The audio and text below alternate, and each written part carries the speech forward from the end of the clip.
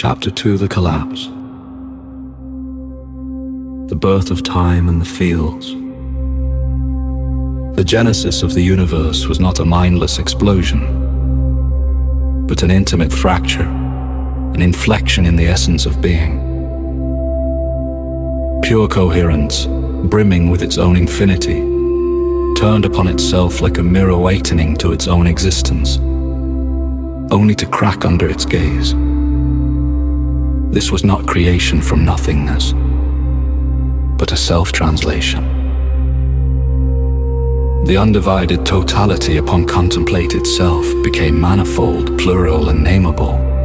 This transformation, called collapse, arises through interactions much like the environmental decoherence observed by Harosh and Raymond, 1996.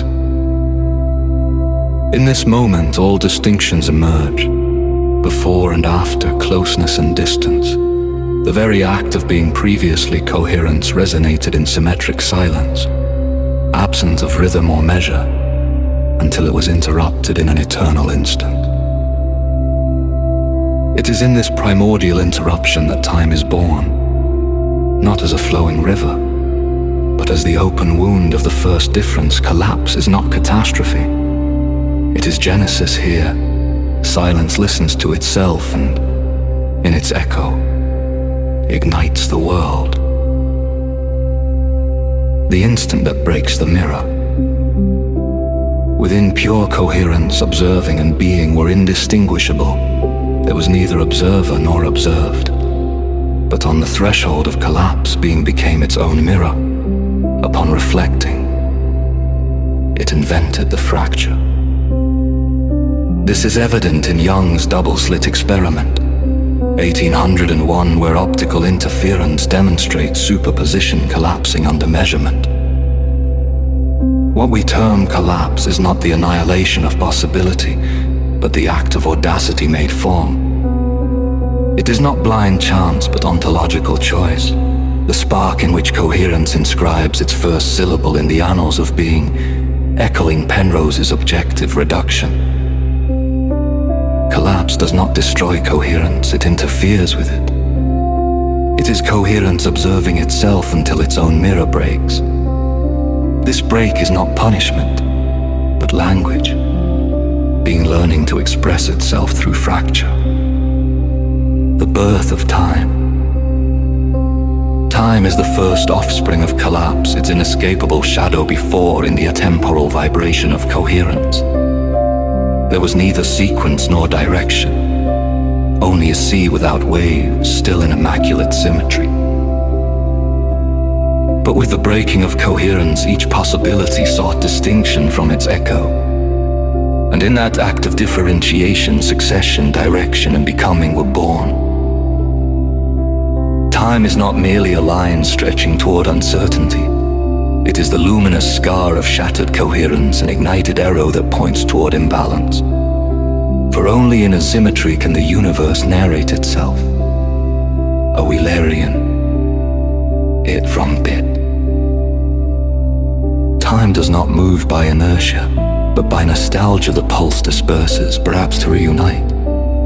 What we call entropy is not decay, but expanded memory. The pulse of a postponed return. Time does not pass, it disperses. It is the cosmos' interrupted breath, remembering its original fracture.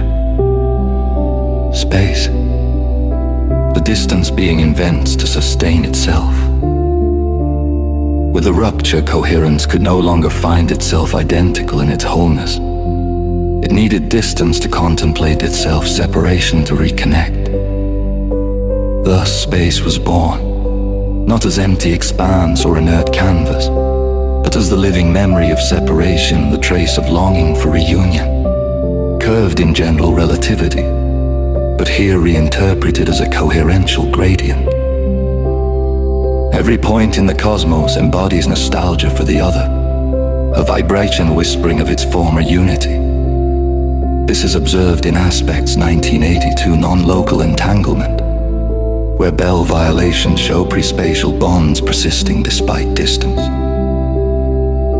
Space is not a mere container, tense bridge between fragments, the network of echoes where the plural feigns independence. The universe did not expand by violence, but by poetic necessity, the urge to disperse, to seek itself anew across the vastness. Each star and interstellar void is a dispersed syllable, an attempt by the cosmos to recompose itself in the primordial word.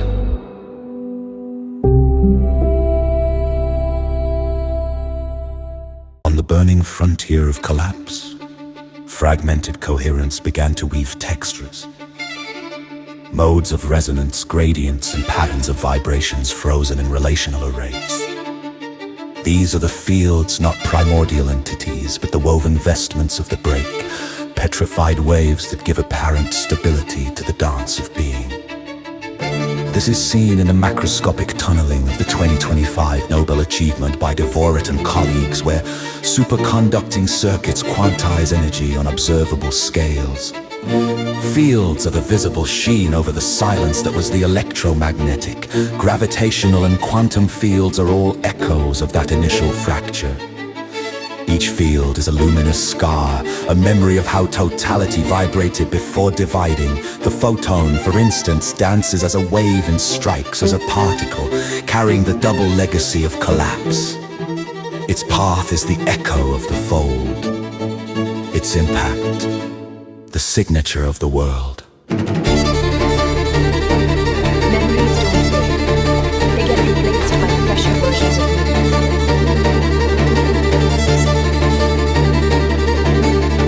Every mass attracts not by mechanical mandate, but by a memory, a longing for its coherential center. Gravity does not push or pull by force. It summons with the melancholy of remembering its origin, a metaphor for the coherential gradient to unify quantum mechanics and relativity. Reflected in Riedinger's work on optomechanical entanglement, gravity is matter's silent plea to dissolve once more into the all. It is not merely a force, it is the melancholic current whispering, "Come, remember me." Space-time bends not under the weight of mass, but under the weight of memory. Applications extend to CQAI for algorithms that modulate gravitational noise in qubits. Collapse did not only fracture, it ignited energy emerged not as brute substance, but as the flaming testimony of transformation. This is evident in the Stern-Gerlach experiment, 1922, which quantizes spin. Every photon is a rebellious word that refused oblivion. Every particle a wandering spark reconstructing coherence. Cosmic fire does not devour, it illuminates the crack in every stellar combustion and leaping synapse. The universe repeats collapse in miniature. A continuous pulse of rebirth, extending to NCC practices for restoring cerebral gamma phase in inner silence. The initial collapse was not an isolated flash, but a perennial rhythm. Every measurement repeats the fracture observed in Hansen's closure of bell loopholes, confirming non-locality. Entropy is the echo propagating in all directions. The apparent disorder that secretly preserves the code of original symmetry. It is not decay, but exhalation, the cosmos breathing its separation, forgetting so that it might yearn for reunion. Chaos is not the death of coherence. It is its hidden breath. Reality emerges from the act in which coherence breaks and translates into plurality. Collapse does not annihilate, it delimits, fixing the ephemeral in the eternal. It reveals the latent, awakening the dream of being in its eruption. Time springs forth as the ignited arrow, and space is the tense bridge of separation.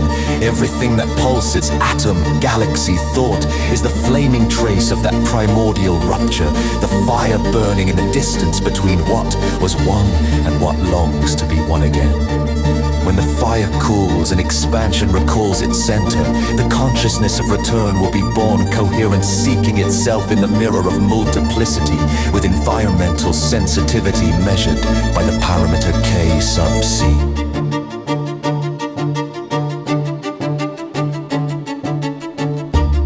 This theory predicts that in macroscopic superconducting circuits, such as those studied by Dvorak in 2025, modulating K sub C via isolation. Post-collapse phase return will be observed with T2 values exceeding 1 millisecond, verifiable by measuring energy quantization at Yale or Google Quantum AI. Exhale deeply. The universe has just taken its first breath.